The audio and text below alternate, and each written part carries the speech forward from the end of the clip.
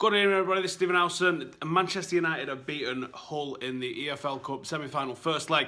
2-0. And do you know what? The game was an absolute killer. For the first half, I could have done with a duvet and a pillow. It was a hard graft in the Stretford end watching that, especially as all the actions at the other end. United had 71% possession, 13 shots on target to Hull's 4. It was inevitable that we was going to win the game, but it seemed like we had to work hard for it. The way the game went, especially the first half of it being 0-0 at half-time, was pretty much how I thought it was going to go down against Reading. Obviously, the early goal settled that, and then we went on and pretty much steamrolled Reading. That probably would have happened tonight if we'd have managed to get an early goal. And we had the opportunities in the first half. Mkhitaryan, arguably with the pick of the bunch, shot just wide to the right-hand side post, left-hand side as he was looking at it. There was numerous opportunities throughout the game. One of the best, and what would have been a perfect one for Wayne Rooney to get the record goal, would have been the one with the chip over from Pogba. That would have been a brilliant way to finish it. Rooney substituted on the 60th minute, wondering if that's him going to be playing against Liverpool on Sunday. No mind if he is or he isn't. I think he'd be a brilliant asset to the team if he is in there as well. Maybe not played as a number 10, I think if he played him on one of the wide ones, but I think it might be a better option to go with Mkhitaryan and Marshall, who both looked up for it a little bit tonight. I think there's going to be a lot of space against Liverpool, and I think they're the two players to exploit it. If you go through the whole team, Big Dave had absolutely jack shit to do tonight. The back four, I thought Tony Valencia was probably man of the match. I thought he was absolutely fantastic. Some real intelligent things from him on the ball, with the ball, and in his defending as well. He's really starting to take to that right-back slot, where he sort of filled in for a couple of years, but he never really took that position, made it his own position, did anything of the sort like that, and it looks like he's actually now starting to learn that position. Whether Mourinho's got someone working with him one-on-one, I don't know, but he has really started to become that good at right-back, where I look around the world and I go, do you know what? Not even asked if we sign anybody ahead of him, because you know, he is a guy that was a right-winger. He became ineffective as a right winger, but he always played very direct, very strong, hard in the tackle, and he's adapted himself to become a decently high-level right-back. Now, when you play for Manchester United as a right-back, more than half of your job is going to be what you do with the ball, what you do attacking, and then probably a little bit of quick cover as we get countered, because we don't usually end up dealing with ton of pressure. It's mostly a counter-type thing. So when you're as quick as you are, as quick as Tony Valencia is, you've got a massive amount of assets. Now, if he can only continue putting early balls in and crosses nice and early in games, then I think you're going to really see him flourish as a fullback. And I think he's got a good couple of years there as well, where he could probably go on and do something and do some damage there. Smalling and Rojo, as Fergie quite famously said in about 2012, England's future centre-half partnership. Didn't have a lot to do tonight, did they?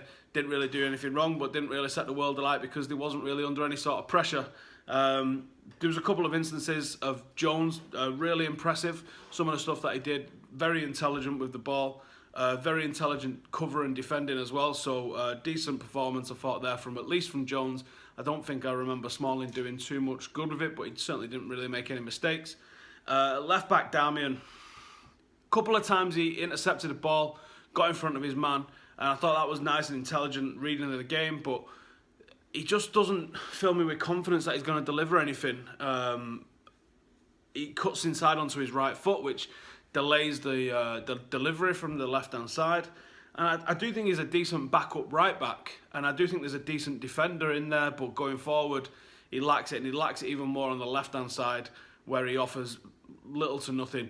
There was a couple of occasions today we had nice link-up play and delivered the occasional decent cross, but overall the quality is not that you expect of a top-level team. And Manchester United are a top-level team. We should only be looking for players that can deliver that top-level thing.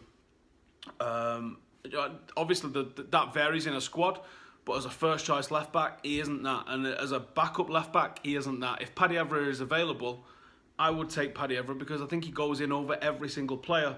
I believe Shaw's still injured, even though on the press conference on Friday, Jose said everybody was available. It seems that Shaw is injured or he's got some sort of knock. So I guess we'll have to just wait out and see on that. Zlatan being ill is a strange one. There's a lot of coughing viruses going around at the moment that seem to last for weeks. Let's hope it's not that. Let's hope it's just something trivial and bullshit and that he is back for Liverpool, because I think that's going to be a massive asset having Zlatan back. I think a lot of our movement relies on Zlatan pulling the opposition centre defence out of position as they follow him and try and stay tight to him, and he drifts into that midfield spot. When he does that, that allows from one of the other wide men to ghost into the middle, and I think we do that really well. And I think that's one thing that we noticed that Rashford lacks in his game a little bit. We've said it a few times. If you're looking to get behind a team, Rashford's probably that guy. Probably can lead the line, and actually wouldn't be the worst thing if Rashford led the line against Liverpool, because they do like to play a high line. Klopp has a high press from the midfield and the forwards. The defence is kind of isolated a little bit, and if you isolate people with someone like Rashford, then you're going to see him get in behind, and you're going to see him have a lot of time and space on the ball, and that's absolutely deadly. When you come up against a team that's just going to collapse on itself, like Hull does, like a lot of the lower level opposition does, like I expected Reading to do, then actually that's when you need a bit of a battering ram. That's when you need a guy that's able to hold the ball up, that's able to work in really tight spaces with a lot of opposition defenders around him, and that's where Zlatan thrives. I think that Martial's probably a little better than Rashford at it, but even he's not top level at doing that just yet. He likes to run at people, he likes to play the game in front of him rather than have the goal behind him and try and work like that. I thought he looked fantastic today, Martial, when he came on.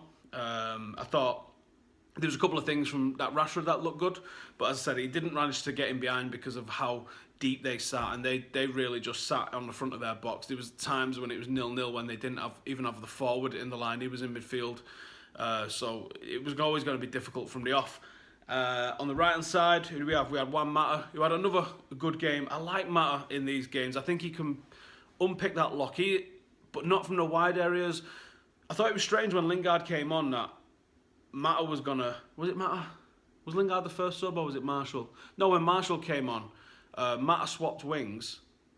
Oh no, Mkhitaryan was moved in and Mata stayed out wide, and I thought, I wonder why he's not moved Mkhitaryan to the right and put Mata in the middle. I thought Mata would have been a little bit better down the middle. Wasn't the way it was going to be, but that is what it is, isn't it? Who else played? Rooney.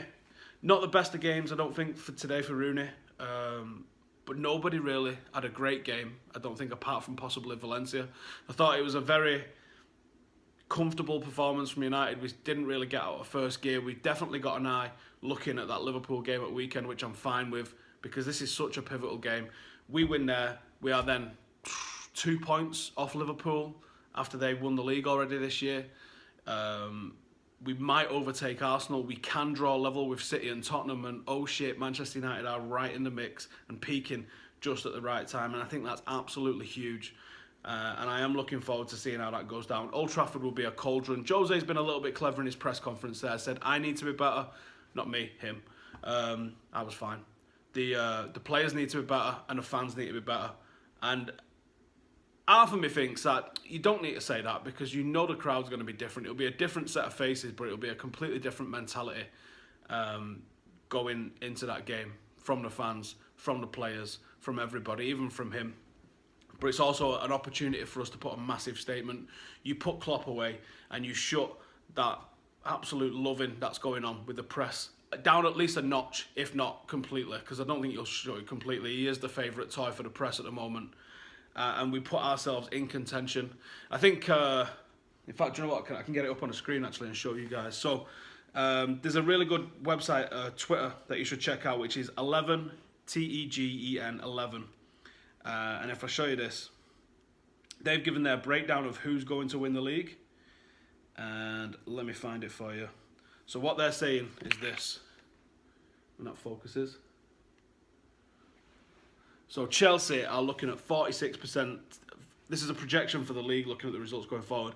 Chelsea are 46%, Liverpool 28%, City 11%, Arsenal 7%, Spurs 6%, United basically 0%. Basically 0%. Long outsiders for winning the title. Probably agree with that. I think Chelsea have pretty much shown the lead up so far.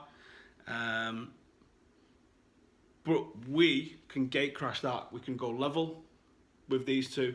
We can overtake Arsenal and we can be 2 points off them. So Manchester United need to be somewhere in and around this after weekend if we manage to beat Liverpool. And that's a big if, because this is a big test for us. But if we do, I don't think it can be underestimated how big an important result that is. Anyway, get in the comments. Who was your man of the match tonight? And how do you feel going into the Liverpool game? Do you think it's worth doing a preview? I think I'm with Adam on Friday. So me and Adam could do a little preview for his channel, a little preview for my channel. Do you want to see that? Let us know in the comments if you want. And we'll sort that out for you. Laters.